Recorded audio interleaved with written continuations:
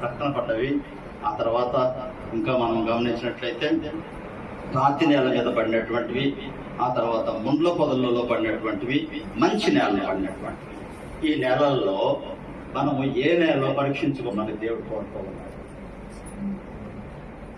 దేవుని వాక్యం మన హృదయంలో ఏ స్థాయిలో ఉంది? మన హృదయంలో దేవుని వాక్యానికి చోటు ఉందా?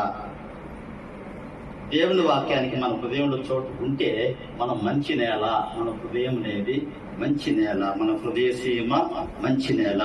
ఈ మంచి నేల ప్రభువుది. ఈ మంచి నేల దేవునికి లోబడేటువంటిది. ఈ మంచి నేల నూరంతలుగా ఫలించేటువంటిది. మంచి నేల, మంచివారుగా ఉండాలి మనం.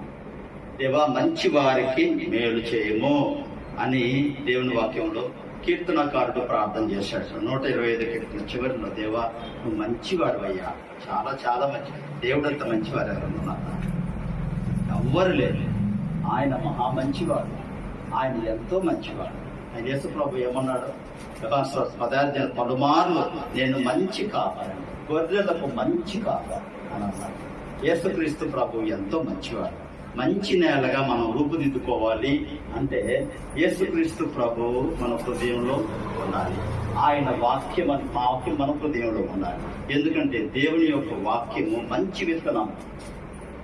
విత్తనాలు కొన్ని తేలిపోతాయి, కొన్ని విత్తనాలు నీళ్ళల్లో వేస్తే తేలిపోతాయి. అవి సచ్చిత్తనాలు అంటారు. అవి నాటాల్సిన అవసరమే లేదు, వాటిని పడేయచ్చు. అయితే నీటిలో మునిగినటువంటి విత్తనాలు మునిగాయి కాబట్టి అవి బలమైన విత్తనాలు. అటువంటివి నాటితే తప్పకుండా మొలకెత్తుతాయి. కనుక